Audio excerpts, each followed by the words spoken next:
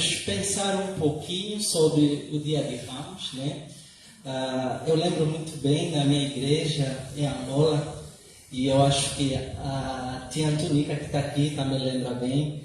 Dia de Ramos é um dia festivo, de marchas, de danças, celebrações com ramos mesmo, né? Acho que aqui em algumas partes do país também tem essa prática. Isso é bonito, isso é bom, isso é simbólico, mas sobretudo é o dia da exaltação do nosso Deus, né? E acho que todo momento que nós fizemos aqui corrobora para isso que nós estamos falando. É o dia do reconhecimento, se ainda não o reconhecemos, da majestade do nosso Deus, de Jesus Cristo, o Salvador. Então, é com base nisso que nós preparamos a mensagem de hoje. E ela, de certa forma, já foi aqui lida pelo Steve, que acho que tivemos no mesmo espírito. Mas a gente vai ficar no livro de Lucas e vamos ficar em 2 capítulos, para sermos precisos. E vamos andar um pouco pela Bíblia. Nós dissemos que os bons batistas gostam de mensagens positivas, né? Que é andando pela Bíblia, porque ela é a única que consegue nos fazer enxergar não só a grandiosidade de Cristo, mas a verdade contida nela, né? Então eu vou começar com o primeiro texto, que é Lucas 13, 31 a 35. 13, 31 a 35. E depois a gente pode voltar para Lucas 19, 28 em diante, que já foi lido aqui.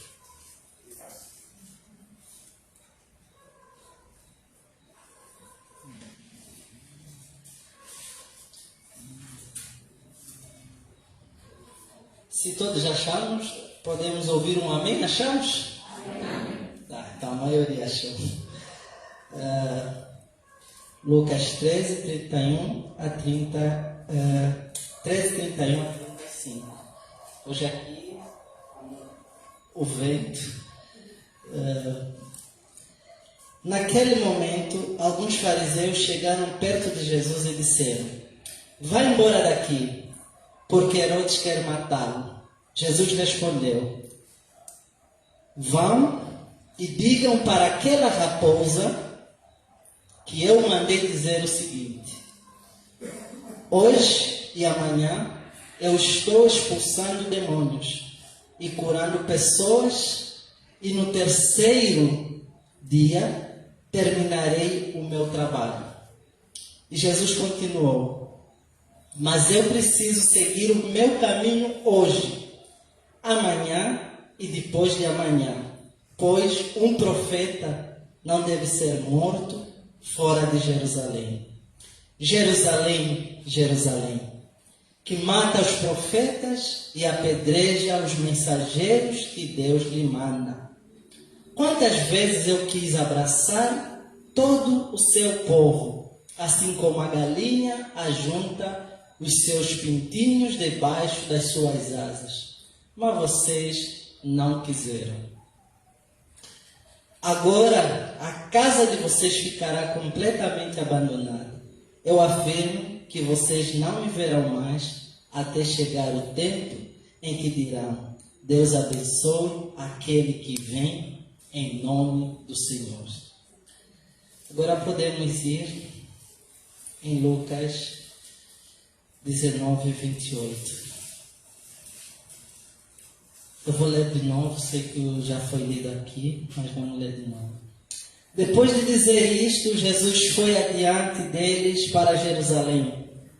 Quando iam chegando aos povoados de Betfagé e Betânia, que ficam perto do Monte das Oliveiras, enviou 2 discípulos na frente, com a seguinte ordem: "Vão até o povoado ali adiante. Logo que vocês entrarem lá, encontrarão preso um jumentinho que ainda não foi montado.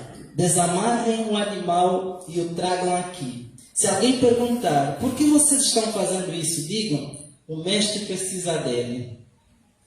Eles foram e acharam tudo como Jesus tinha dito. Quando estavam desamarrando o jumentinho, os donos perguntaram, por que é que vocês estão desamarrando o animal? Eles responderam, o mestre precisa dele. Então eles levaram o jumentinho para Jesus, puseram as suas capas sobre o animal e ajudaram Jesus a montar. Conforme ele ia passando, o povo estendia as suas capas no caminho. Quando Jesus chegou perto de Jerusalém, na cidade do Monte das Oliveiras, uma grande multidão de seguidores ia com ele. E eles, cheios de alegria, começaram a louvar a Deus em voz alta por tudo o que tinham visto. Eles diziam, que Deus abençoe o Rei que vem em nome do Senhor. Paz no céu e glória a Deus. Aí alguns fariseus que estavam no meio da multidão disseram aos judeus, Mestre, mande que os seus seguidores calem a boca. Jesus respondeu, eu afirmo a vocês que se eles se calarem, as pedras gritarão. Quando Jesus chegou perto de Jerusalém e viu a cidade, chorou com pena dela. Vamos parar aqui.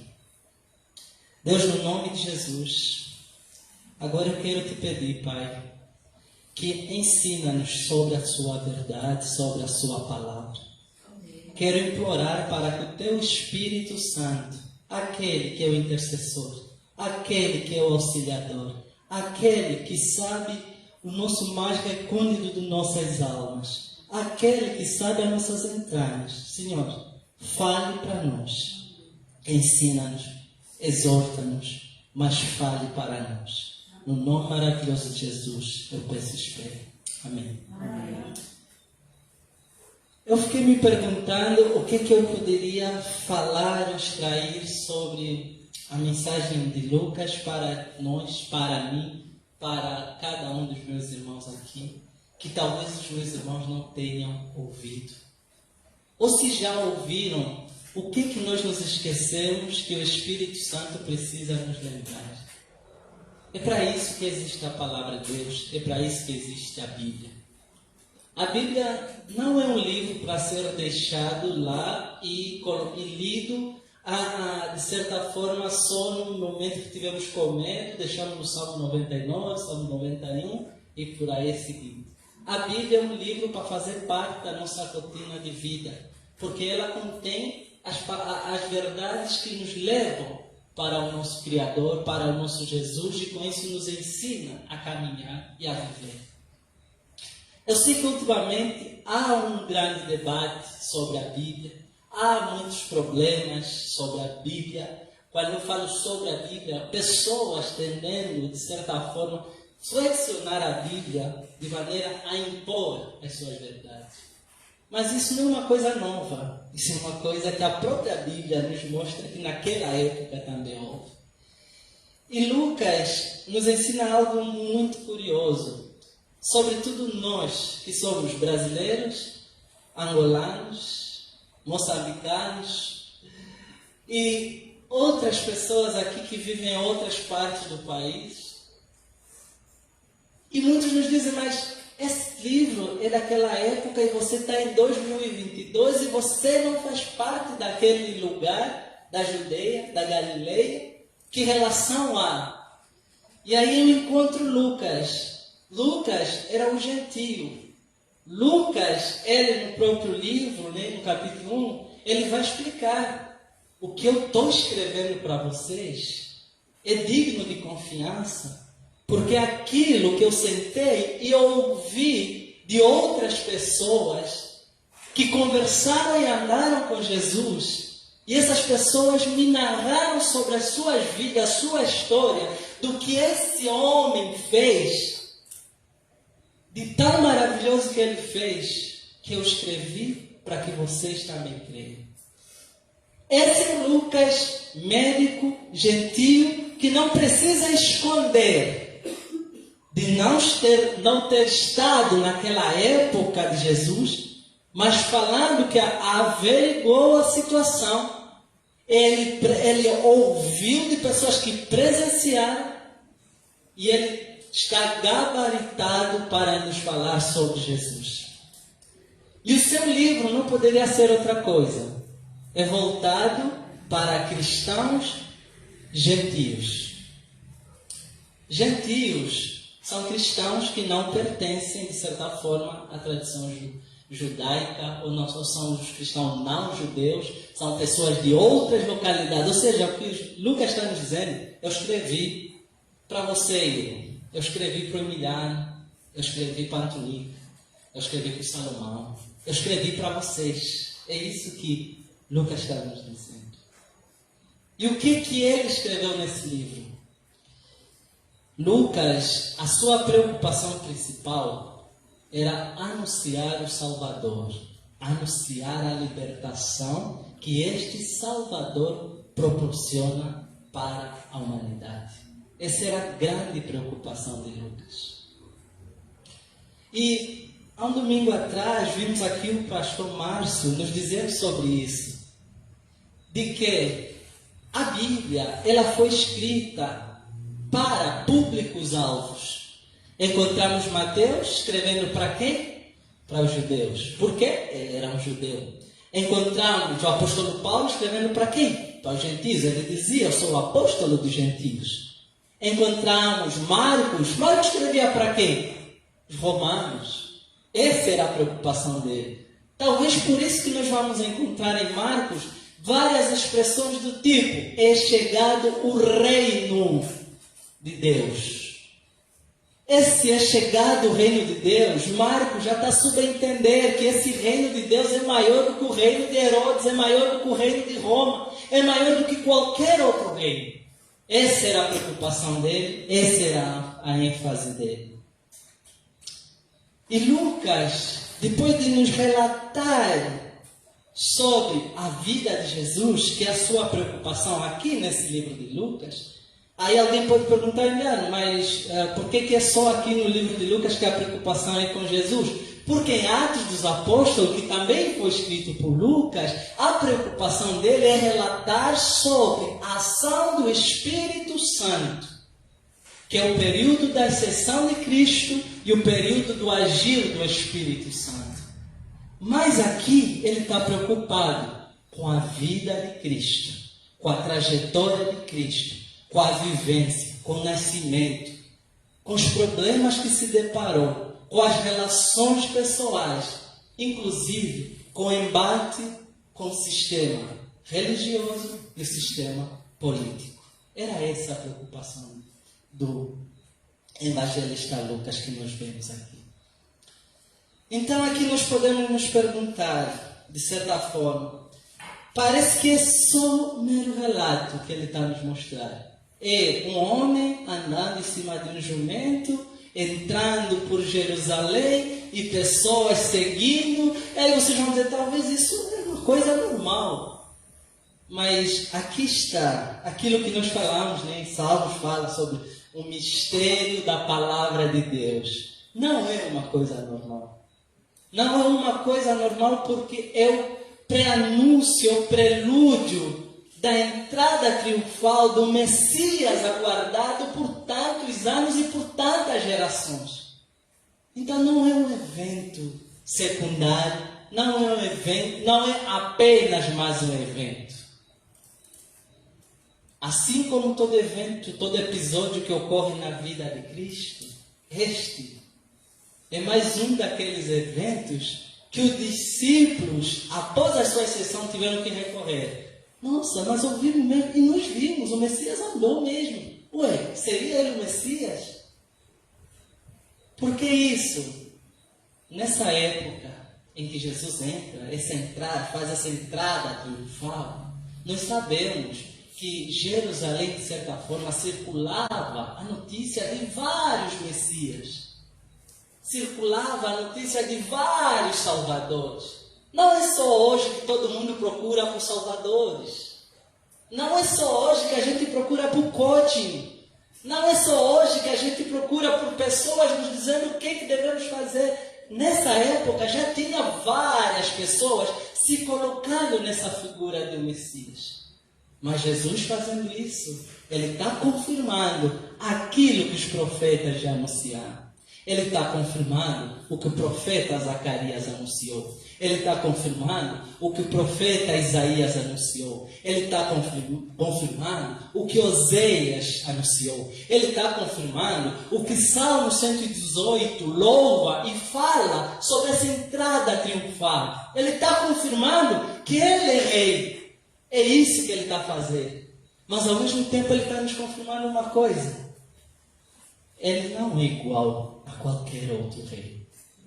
Ele não é igual, o seu reino não é igual a qualquer outro reino. Porque antes dele ser servido, ele serve. Mesmo sendo dono de prata, de ouro, ele entra montado em cima de um jumento. Não é cavalo, um jumento.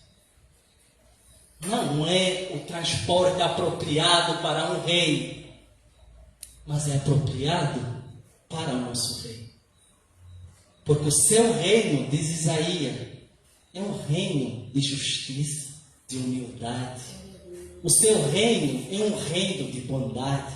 O seu reino é um reino que não obriga as pessoas a fazerem reverência. As pessoas por si vão e fazem reverência. Por quê? Porque são constrangidas pela graça, pelo amor, pela pessoa do seu mestre. Então, é isso que nós devemos pensar ao lermos aqui esses textos. Nós começamos a ver que Jesus tinha deixado de estar, sobretudo nessa região de Jerusalém, durante um curto tempo de espaço. O texto que nós lemos antes, no capítulo 13, 31, nós vimos que Herodes procurava Jesus para o matar. Significa o quê? Jesus já tinha fama. Significava o quê? Que Jesus, o seu nome já se espalhara por toda a região. Significava o quê? Jesus já significava uma afronta ao sistema de Herodes. Significava que as palavras de Jesus já eram controversa ao ensinamento da religião da época e controversa ao ensinamento do sistema político de governar daquela época. Significava isso. E Jesus era procurado para ser morto. Preciso falar aqui algo muito interessante. É algo que eu também tenho pensado. Às vezes a gente não se dá conta desse nome de Jesus. A gente fala porque desde criança nos ensinaram a falar. A gente fala do cristianismo porque sempre nos foi ensinado dessa forma. A gente às vezes não consegue perceber o que significa ser cristão. Talvez é porque não fizemos parte daquelas regiões ameaçadas. Mas então nós nos esquecemos de alguma coisa. A nossa luta não é contra sangue, nem carne, contra potestades. Então nós não precisamos de um sistema político para podermos entender o que é ser cristão.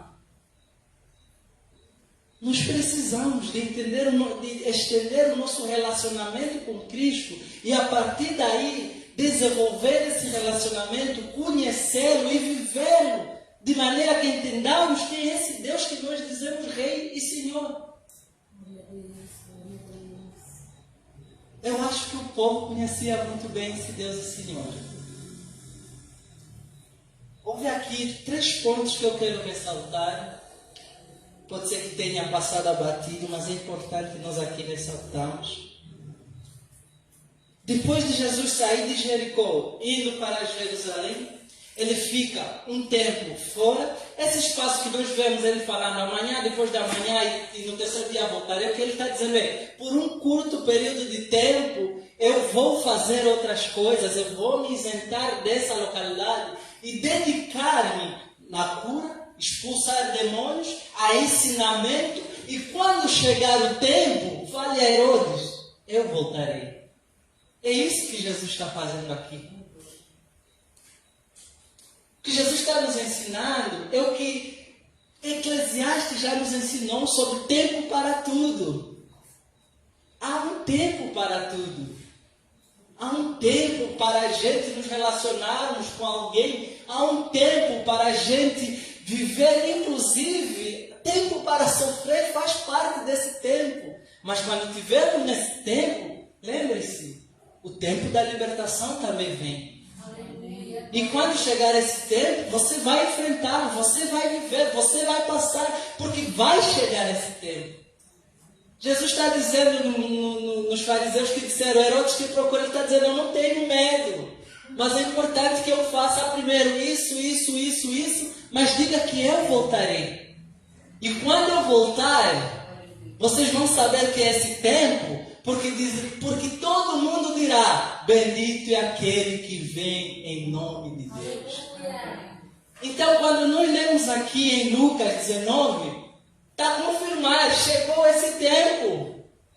Ele não obrigou ninguém a dizer. Eles entenderam que era o tempo. Então eles clamavam em alta voz. E aí quando nós chegamos em 19, e no 19:28 ele está dizendo que Jesus pede aos discípulos que vão a um determinado lugar e peguem o jumentinho que estava lá. Eu acho que vocês não entenderam aqui uma coisa. Não é um jumento, não é um jumento já criado, não é um jumento já adulto, é um jumentinho, é cria de jumento. É isso que ele está dizendo, peguem a cria de jumento, porque é essa cria de jumento que eu quero.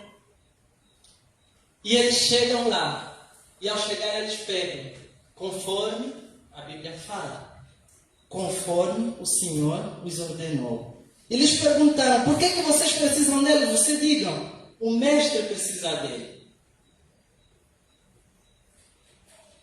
O mestre precisa dele.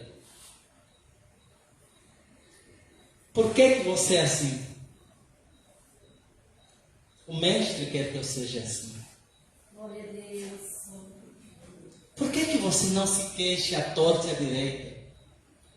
O mestre quer que eu seja assim.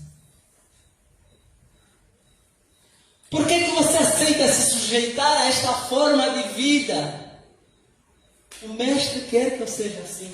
Glória a Deus, glória a Deus. Vocês lembram da mulher de Jó? Amaldiçoa esse Deus e morre. Por que tem que sujeitar a este estado? O mestre quer que eu passe nesse estado. Aleluia, aleluia. Isso chama obediência, isso chama-se confiança. Isso chama conhecer o Deus que vocês servem. Amém. Os discípulos apenas obedeceram. Simplesmente.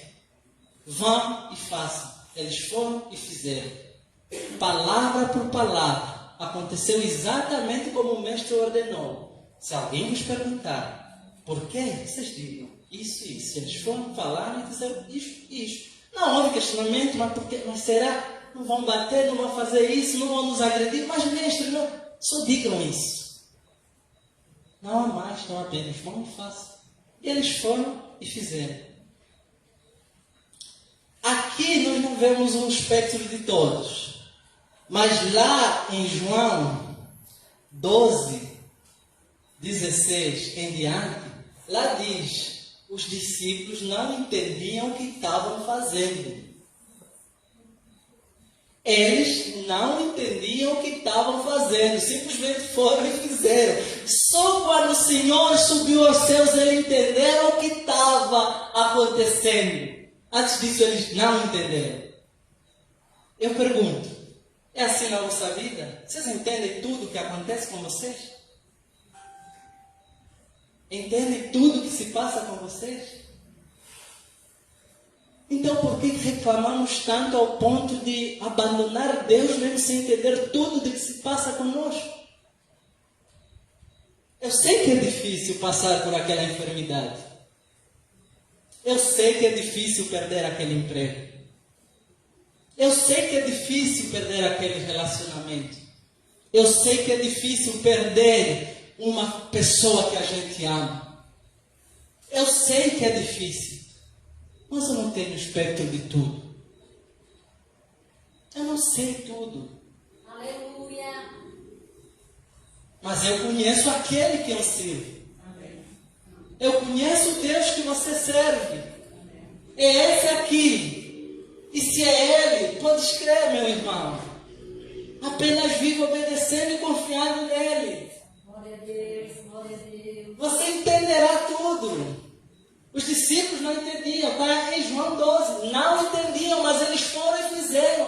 Quando lemos Lucas, falamos, nossa, como esses caras fizeram. Não, eles parecem estar...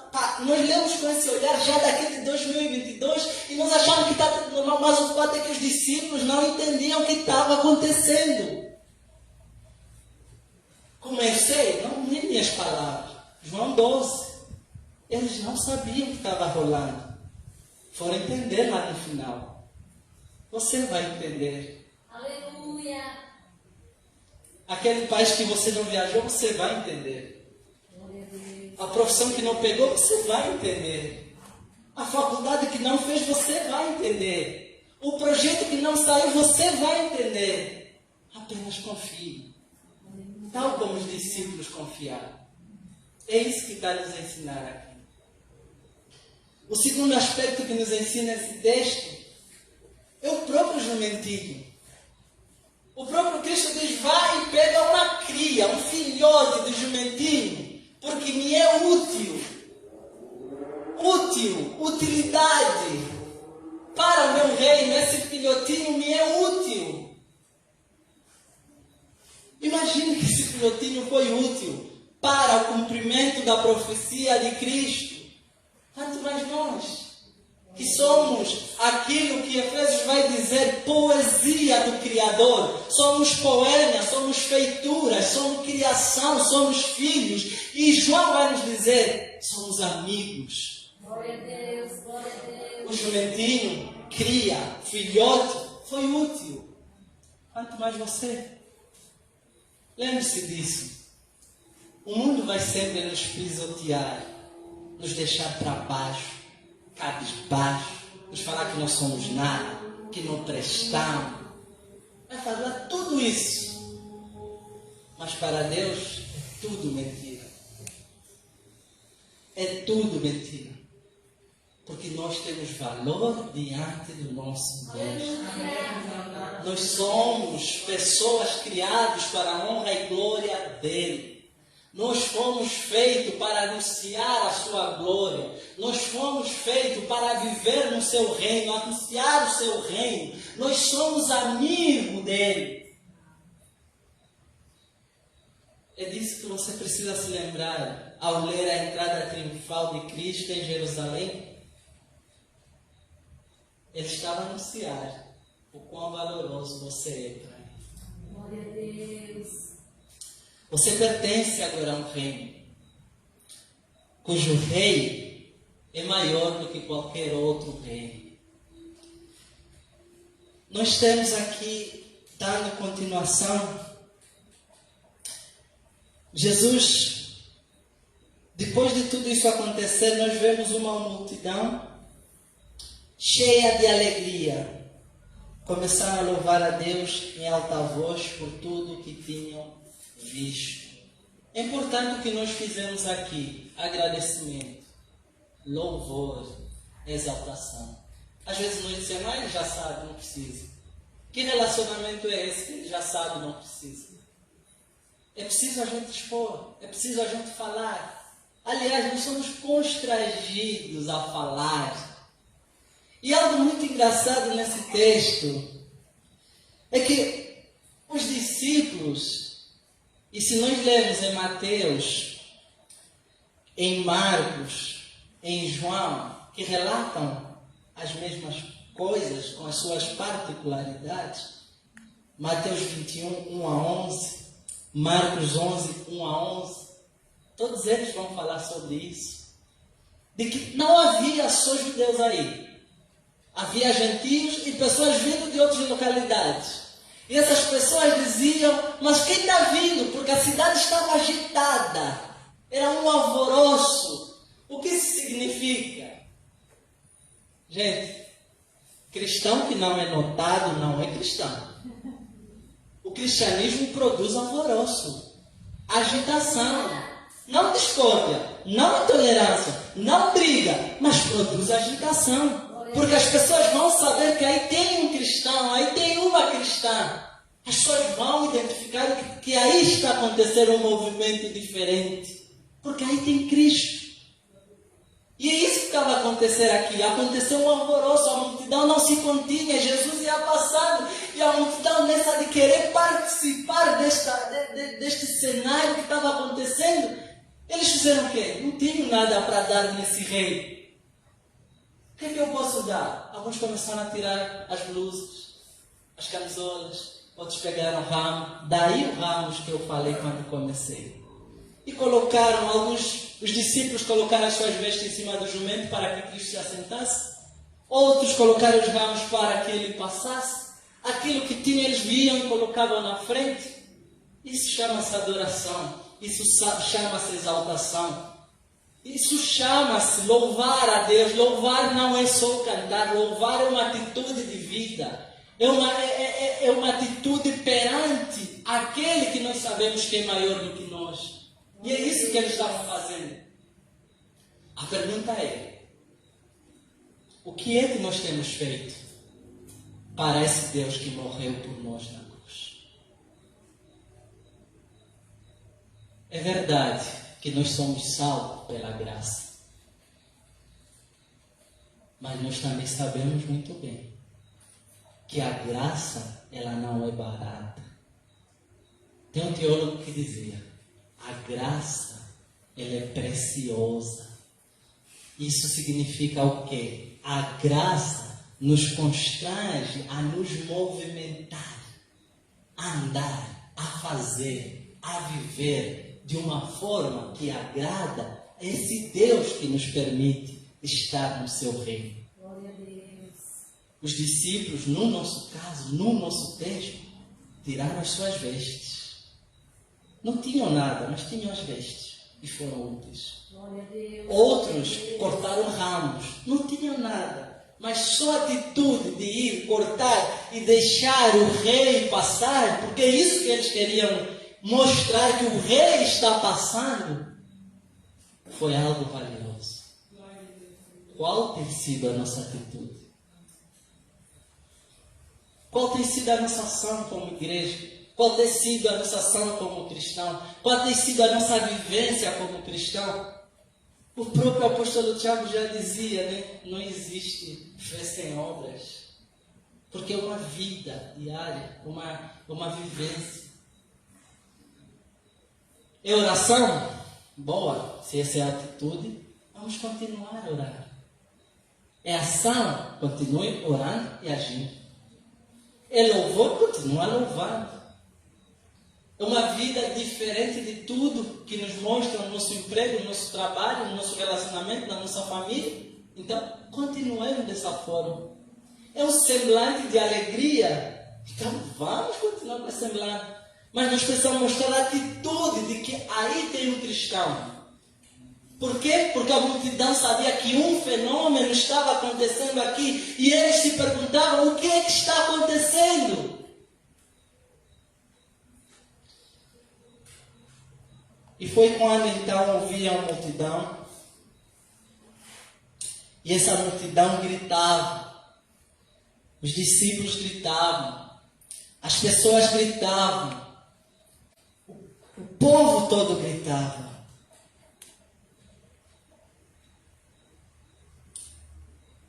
Que Deus abençoe o rei.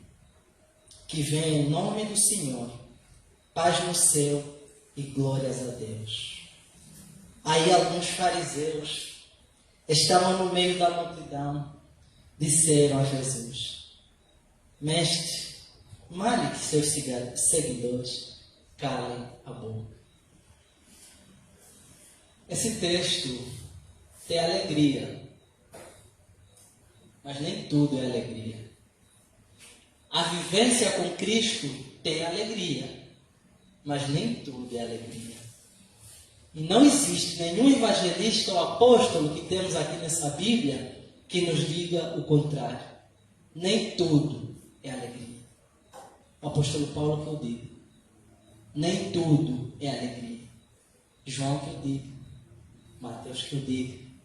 E por que não o nosso mestre?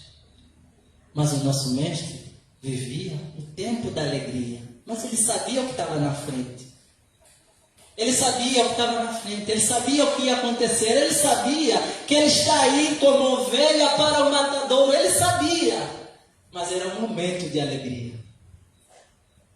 Assim é a vida cristã. Quando for um momento de alegria, louve mesmo. Alegre-se mesmo. Sorria mesmo, de ponta a ponta, como dizem. Porque é o teu tempo de alegria. Quando vir o tempo de tristeza, viva ele, mas com esperança. Assim como nem tudo é alegria, também nem tudo é tristeza. Talvez eu não estou trazendo aqui uma palavra que vocês esperariam no dia da alegria. Mas infelizmente a palavra não nos permite que deturpamos. Porque aqui Lucas está nos ensinando isso. Que ao passo que outros se alegravam, os religiosos, o sistema religioso, vocês da igreja vão nos contar, hein? Os religiosos, são eles que diziam, mande que eles calem. Então nós estamos a trazer uma mensagem que é inclusive para dentro da própria igreja. Aleluia. Entende? Infelizmente, nem todos se alegram com a nossa alegria. Mas uma igreja com os olhos fitos em Cristo é aquela que anda em novidade de vida, portanto é alegria. Então vamos nos alegrar com os nossos irmãos, vamos nos alegrar com as alegrias de nossos irmãos, ainda que nós estejamos a passar em perrengue. Mas a alegria do nosso irmão tem que ser motivo de nossa alegria. Porque o nome já diz, somos irmãos. Somos irmãos. Já dizia aquele hino, né? Somos corpo bem ajuntados em Cristo Jesus. Né? Então é isso, somos irmãos. A gente sofre junto, a gente chora junto, mas a gente celebra junto. E hoje a gente celebra junto a vinda triunfal do nosso Rei, o Messias. Já vamos indo para o final, eu prometo. Mas eu queria aqui observar também uma coisa que o próprio Jesus aqui nos ensina. Jesus diz, se meus seguidores se calarem, as pedras gritarão. Se meus seguidores se calarem, as pedras gritarão. Eu acho que essa mensagem poderia ser um tapa na nossa cara. Sobretudo daquelas pessoas que são igrejeiros já desde bebê e acreditam que, não, se eu sair não há igreja. Se os meus filhotes se calarem, as pedras me louvarão. Nós devemos saber sim que somos importantes no reino de Deus. Mas devemos saber que Deus trabalha com aqueles que estão dispostos a trabalhar. A gente precisa querer trabalhar com Ele. E o que nos faz querer trabalhar com Ele? De novo, a graça. Tem um amigo que diz, é difícil conversar com o cristão, tudo só vai na graça. Eu falo, a graça que está te fazendo falar da graça. Porque é isso, é tudo pela graça. Vivemos pela graça, respiramos pela graça. Rimos pela graça, choramos pela graça. Glória a Deus. Enfrentamos o sofrimento pela graça, assim como celebramos pela graça. Por quê? Porque nós falamos sempre aqui que Deus é bom e Ele pode, não é isso? Ele é Deus. Ele é Deus. Então Ele age conforme quer. Usa quem Ele quer. Usou o jumentinho. Usa quem Ele quer. Então nós pertencemos a esse reino pela vontade desse Deus, que é gracioso, que nos permitiu a fazer parte dessa seara. Então é tudo pela graça. Aqui não existe uma relação crediciária, aqui não existe débito, aqui não existe crédito, aqui existe graça, aqui não existe nem merecimento, aqui existe graça. Cristo estava se doando, estava entrando numa cidade que o mataria, mas por amor a eles estava entrando e anunciando o ano da libertação. Graça. É isso que ele está nos ensinando. Então nós entendemos por que no último versículo que nós lemos, fala que quando Jesus chegou perto de Jerusalém e viu a cidade, chorou com pena dela. Jesus entra, vê a cidade e chora com pena dela. Jesus não chorou por sua morte. Jesus chora com pena da cidade. Por que Jesus chora com pena dela? Nós lemos em Lucas 12, 31. Ah, Jerusalém, Jerusalém, que mata os profetas. Esta mesma cidade que estava louvando, adorando, exaltando, são os mesmos que matariam o Messias. E no texto seguinte, ele fala: Ah, Jerusalém, se hoje mesmo você soubesse o que é preciso para conseguir a paz. O que é preciso para conseguir a paz. Então, Jesus sabia disso, de que Jerusalém seria o local da consumação. Jesus sabia. Por quê? Ele não foi o primeiro. Os profetas morreram aí. Todo mundo que anunciou sobre esse episódio que ele louvaram foram mortos. E ele sabia, vocês também me matarão. É uma pena. Eu sinto pena de vocês. Por quê? Porque vocês sofrerão. Ele sabia o que estava, de certa forma, destinado para essa Jerusalém que ama a cultura da morte. A paz, hoje nós falamos muito, sobretudo porque ouvimos Ucrânia. Paz, paz, paz, paz. Nós oramos pela paz na Ucrânia, oramos pela paz em alguns lugares da África, oramos pela paz aqui no Brasil. Por que não? Guerra não é só quando há tiro. Nós oramos pela paz nos nossos relacionamentos maritais. A gente ora pela paz. Existem pessoas vivendo junto em guerra. É uma pena. É desgastante. É doloroso para as pessoas que enfrentam isso. É uma pena para as pessoas que enfrentam a guerra, não só na Ucrânia. Até 2002, no meu país estava em guerra, e nós sabemos o quanto é doloroso isso. Para quem está de fora, é doloroso. Então Jesus chora. Então nós temos um Deus que é rei, mas esse Deus também chora. Que tal nos dizer aí? Nós temos um Deus que ouve, fala, vê, sente a nossa angústia, a nossa dor. Sente tudo quanto nós passamos. E tudo por quê? Ele vai dizer, eu gosto mais a tradução que nós encontramos em Mateus 21, né? Quando ele fala, se soubesses a mensagem da paz. Marcos também fala isso, se soubesse a mensagem da paz. Então, Jerusalém, de certa forma, sofre porque não sabe a mensagem da paz. Aí alguém vai perguntar, Emiliano, o que é essa mensagem da paz? Isaías 11 ele fala sobre a mensagem da paz. É a mensagem do reino do Messias.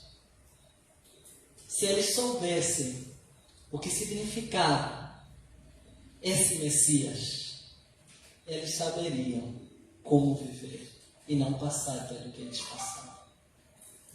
Então vemos aqui Jesus fazendo vamos dizer, resgatando de certa forma aquilo que os profetas já falaram sobre a queda de Jerusalém, sobretudo, né, no ano 570 a.C., mas outros também vemos Jesus aqui falando sobre a própria ruína de Jerusalém nos anos 70 depois de Cristo, mas também ele está falando sobre a ruína que viria para a humanidade antes da sua vida.